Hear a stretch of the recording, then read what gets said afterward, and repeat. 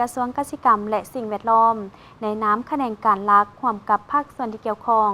จัดกองประชุมเผยแพร่ดำรัสว่าด้วยสินเชื่อกับบอนระดับชาติเพื่อเปิดโอกาสให้ภาคเอกชนเข้ามามีส่วนร่วมในตลาดกับบอนอยู่ลาว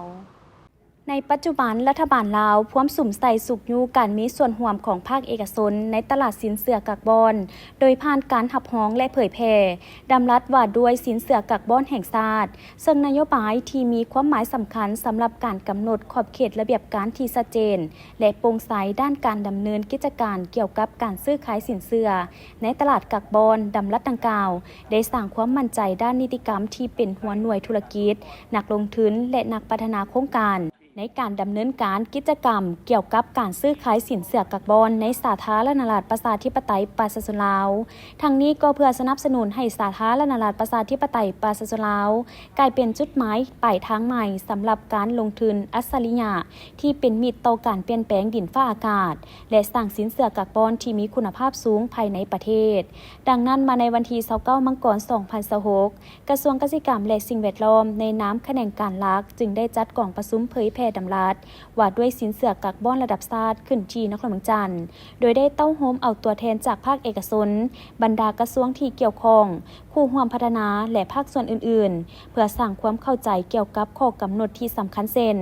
ขั้นตอนการอนุมัติและทิศทางการลงทุนดังกล่าวเข้าร่วมในพิธีปริญญาเอกไซนครอินทวงศ์รองรัฐมนตรีกระทรวงเกษตรกรรมและสิ่งแวดล้อมได้กล่าวว่า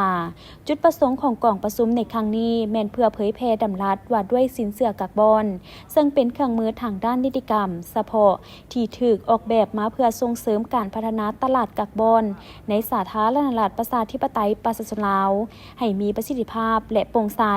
สอดคล้องกับทิศทางการพัฒนาสีเขียวและยืนยงดำรัสฉบับนี้ได้กำหนดระเบียบการในการคุ้มครองการอนุมัติโครงการและการร่วมมือเพื่อระดมทุนสร้างเวชงานทำและนำเอาผลประโยชน์โดยโกงมาสู่ชุมชนท้องถิ่นโอกาสนี้ท่านนางเบนิตาซอมเมอร์วินอุปทูตออสเตรเลียประจำลาวได้มีคำเห็นว่ากองประชุมเผยแพร่ดำรัสว่าด้วยสินเชื่อกับบอนครั้งนี้แม้นมีความหมายสำคัญเพราะมันเป็นขีดหมายแห่งการหันเปลี่ยนจากนโยบายไปสู่การปฏิบัติตัวจริงท่านยังได้เน้นหนักเติมว่าภาคเอกชนมีบทบาทสำคัญหลายในการระดมการลงทุนที่จำเป็นเข้าในการจัดตั้งปฏิบัติเวียกงานด้านการเปลี่ยนแปลงดินฟ้าอากาศดังที่พวกเขาได้เห็นในเวทีปรึกษาหารือตลาดกับบอนของสาธารณรัฐประชาธิปไตยประชาชนลาวครั้งที่2ที่จัดขึ้นในปีผ่านมาพวกเขาหวังว่าการจัดตั้งปฏิบัติดำรัสดังกล่าวจะดำเนินไปอย่างเป็นรูปธรรมและการเข้าร่วมของสาธารณรัฐประชาธิปไตยประชาชนลาวในตลาดกับบอนสากลที่มีความซื่อสัตย์และโปร่งใสสูงจากนั้นท่านนางดักมาสเตเวบีผู้ตั้งหน้าสถาบันการเติบโตสีเขียวโลก GGGI ประจำลาวกล่าวว่าการหับฮ้องดำรัสว่าด้วยสินเชื่อกับบอนถือเป็นบาทเก้าอันสำคัญในการเสริมสร้างความพร้อมของสาธารณรัฐประชาธิปไตยประชาชนลาวเพื่อเข้าร่วมในตลาดกับบอนแนวใดก็ตามความสำเร็จนี้เป็นเพียงการเริ่มต้นของเส้นทางที่ยาวไกลเท่านั้นบาทเก้าต่อไปแม้นการจัดตั้งปฏิบัติที่มีประสิทธิผลซึ่งอาศัยการร่วมมือและความพยายามร่วมกันของทุกภาคส่วนที่เกี่ยวข้องด้วยการร่วมแรงร่วมใจกันพวกเขาจะสามารถสร้างระบบนิเวศตลาดกับบอนที่เข้มแข็งและน่าเชื่อถือจากกฎระเบียบที่ชัดเจน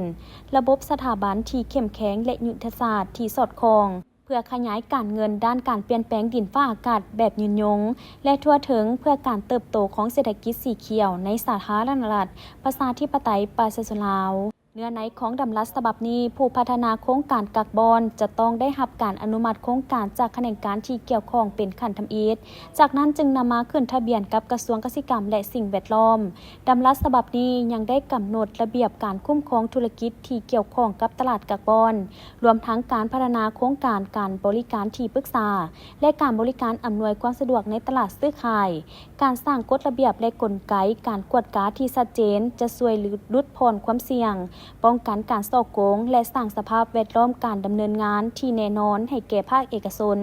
ดำรัสว่าด้วยสินเชื่อกักบอนนี้เป็นการส่งสัญญาณถึงความมุ่งมั่นของรัฐบาลในการเปิดรับภาคเอกชนพร้อมทั้งรับประกันให้สอดคล้องกับปุริมสิทธิการพัฒนาแห่งชาติและมาตรฐานสากล